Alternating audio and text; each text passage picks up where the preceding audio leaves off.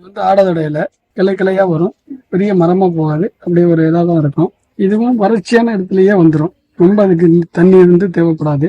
எல்லாருக்கும் வணக்கம். நான் டாக்டர் கார்த்திகேயன். சளி, இருமல், இளைப்பு நோய், ஆஸ்துமா போன்ற நுரையீரல் சார்ந்த பிரச்சனைகளுக்கு அந்த காலத்திலேருந்து பயன்படுத்தப்பட்டு வரக்கூடிய ஒரு மூலிகை செடி அப்படின்னா அது ஆடாதொடை தான். இருமலை போக்க மிக அதிகமாக பயன்படுத்தப்பட்டு வந்த ஒரு தாவரம்னா அது ஆடாதொடை தான். இப்போ கோவிட் இந்த கொரோனா காலத்தில் கூட நிறைய ஆராய்ச்சிகள் இது குறித்து நடந்துச்சு.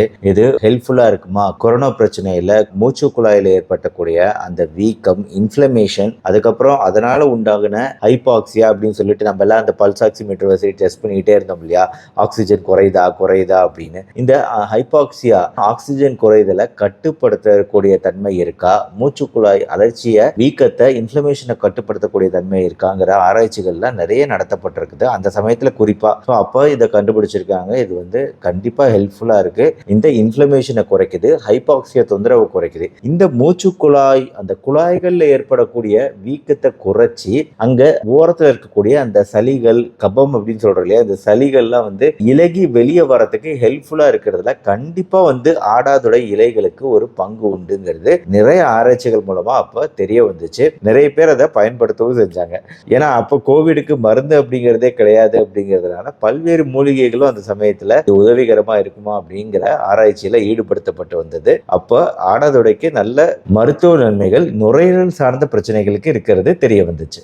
ஆடாதோடையை கண்டால் பாடாத நாவும் பாடுமே அப்படின்னு சித்த மருத்துவத்துல ஒரு பழமொழியே உண்டு. இலைகளை உண்ணும் ஆடுகள் இந்த ஆடாதொடை இலைகளை சாப்பிடாது, அதனாலேயே இதுக்கு பேரு ஆடாதொடை அப்படின்னு வந்துச்சு. ஆனா இதுல இன்ட்ரெஸ்டிங்கான விஷயம் என்னன்னா, ஆங்கிலத்திலயும் அதே பேரு ஆடாதோடா வாசிக்கா அப்படிங்கிறது தான் ஆங்கிலத்துல இதுக்கான பேரு. பார்க்கறதுக்கு அப்படியே மா இலை எப்படி இருக்குமோ அதே மாதிரி நீண்டதா இருக்கும், வெள்ளை பூக்கள் பூத்திருக்கும். சிற்றாடாதொடை, ஆடாதொடை அப்படின்னு இரண்டு வகைப்படும். இந்த ஆடாதொடை 2 அடி மட்டுமே வளரக்கூடியது சிற்றாடாதொடை, 6 அடி வரைக்கும் வளரக்கூடியது ஆடாதொடை.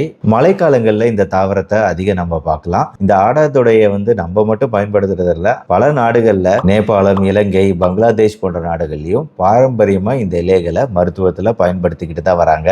ஆக்சுவலாக இந்த ஆடாதொடை வீட்டு வைத்திய முறையாக அதாவது பாட்டி வைத்திய முறையாக எல்லாரும் பயன்படுத்திட்டு வராங்க. அது எப்படி பயன்படுத்திட்டு வராங்கன்னா, இப்போ ஆடாதொடை இலைகளை அரைச்சி அதுலேருந்து எடுக்கக்கூடிய சாறு எடுத்து, அந்த சாறு சம அளவு 1 டீஸ்பூன் அளவு அப்படிங்கிறது 5 ml, அந்த 5 ml சாருக்கு 5 ml தேன் அப்படிங்கிற அளவு சேர்த்து, இந்த தேனும் ஆடாதொடை சாரும் சேர்ந்த கன்காக்ஷன் அப்படிங்கிறது இருமலுக்கே ஹெல்ப்ஃபுல்லாக இருக்கிறதா நம்ம ஆராய்ச்சியில் பார்க்குறோம். இருமலை குறைக்கிறதா வீட்டு வைத்திய முறைகள்ல இருக்கு. இன்னொரு மெத்தட் இது சித்தா மருத்துவத்துல சொல்லுவாங்க. பட் நான் ஆங்கில மருத்துவத்துல இந்த அளவுக்கு ஆடாதொடை பற்றி பேசிட்டு இருக்கிறேன். ஆடாதொடை பிளஸ் அதிமதுரம் பிளஸ் சித்திரத்தை, இந்த விஷயங்கள் சேர்ந்த ஒரு கஷாயம் ப்ரிப்பேர் பண்ணப்படுது. இதற்குரிய விஷயம் அநேகமா சித்த மருத்துவத்துல சொன்னா இன்னும் நல்லா இருக்கும்னு நினைக்கிறேன் நான். பட் ஜஸ்ட் இதெல்லாம் படிச்சதுனால உங்களோட ஷேர் பண்ணிக்கிறேன். இந்த கஷாயமும் ஹெல்ப்ஃபுல்லா இருக்கு அப்படிங்கிறது. கண்டிப்பா ஆடாதொடை இலைகளோட கஷாயம் அப்படிங்கிறது கசப்பா தான் இருக்கும். அதனாலதான் எதிர் தேன் சேர்த்துறோம், இல்லைன்னா இன்னொரு ப்ரிப்பரேஷன்ல அதிமதுரம் சேர்த்துறதும் இந்த கசப்பு தன்மையை குறைக்கிறதுக்கு. ரத்த அழுத்தம் இருக்கிறவங்களுக்குமே இந்த ஆடாதொடை நல்லா கேட்கறதா இன்னொரு தேரி. பட் இதற்கான ரிசர்ச் எவிடன்ஸ் நான் எதையும் பார்க்கல அதிகமா. அப்புறம் நாட்டு மருந்து கடைகள்ல ஆடாதொடை மணப்பாகு அப்படிங்கிற ஒரு விதமான ஸ்வீட். இந்த ஸ்வீட் ஆடாதொடை இலையவும் பனை வெல்லத்தையும் சேர்த்து ப்ரிப்பேர் செய்யப்பட்ட ஒரு விஷயம். குழந்தைகளுக்கு என்னென்னவோ ஸ்வீட் வாங்கி குடிக்கிறோம். இந்த மாதிரி ஆடாதொடை மணப்பாகு, இந்த மாதிரி விஷயங்கள் எல்லாம் ஸ்வீட்டா வாங்கி கொடுக்கறது அப்படிங்கிறது ரொம்ப நல்லது. இதெல்லாம் நம்ம யாருமே இதை கொடுத்து பேசுறது இல்லை, இதை கொடுத்த அவேர்னஸ் கம்மியா இருக்கு. அதனால இந்த மாதிரி ப்ரிப்பரேஷனும் கம்மியா இருக்கு. ஸோ இதெல்லாம் உங்களுக்கு தெரிய வரும்போது, மக்களே இந்த மாதிரி விஷயங்களை வாங்கும்போது, இந்த ஆடாதொடை போன்ற விஷயங்கள், பலகாலமா இருந்த விஷயங்கள் அதிகமான பயன்பாட்டுக்கு வரும். ஆக சாதாரண சளி, இருமல் இருக்கிறவங்களுக்கு இந்த ஆடாதொடை ஒரு நல்ல மருந்துங்கிறதுல சந்தேகமே கிடையாது. இன்னும் பல நன்மைகள், பல விஷயங்களை நான் பார்த்தேன். பட் எல்லாத்தையும் இங்க ஷேர் பண்ண முடியாது. நான் படிச்ச விஷயங்களை லிங்க்ஸையும் கீழே போடுறேன். அதே மாதிரி வேற ஏதாவதுனாலும் மெயில் அனுப்புங்க, கமெண்ட் செக்ஷன்ல கமெண்ட் பண்ணுங்க, டிஸ்கஸ் பண்ணலாம். ஆடாதொடை போன்ற அற்புதமான விஷயங்கள்லாம் அழிஞ்சு போயிடக்கூடாது, தொடர்ந்து பயன்பாட்டில் இருக்கணும். நம்ம கிராமப்புறங்கள்ல ஈஸியா கிடைக்கக்கூடிய ஒரு விஷயம் இந்த ஆடாதொடை. ஆடாதொடையில இதை சுடுதண்ணீர்ல போட்டு எரிய விட்டு நம்ம குளிச்சோம்னா உடம்புல உள்ள வலி எல்லாமே போயிடும். இதுதான் கொரோனா டயத்துல கூட இதை ஒரு மூலிகையாவே பயன்படுத்திருக்கிறாங்க. கிளை கிளையா வரும், பெரிய மரமா போகாது, அப்படியே ஒரு இதாக தான் இருக்கும். வறட்சியான இடத்துலயே வந்துடும், ரொம்ப அதுக்கு தண்ணி தேவைப்படாது. இது எப்படி இனுக்காவும் குடிச்சிக்கலாம், இல்லை ஒவ்வொரு இலையாவும் அப்படியே இது பண்ணிக்கலாம். இது ஒரு இயற்கை தாவரம் தான். இதுக்கு நம்ம தண்ணி பச்சனுங்கிறது இல்லை, தானாகவே வளரக்கூடிய இடம்.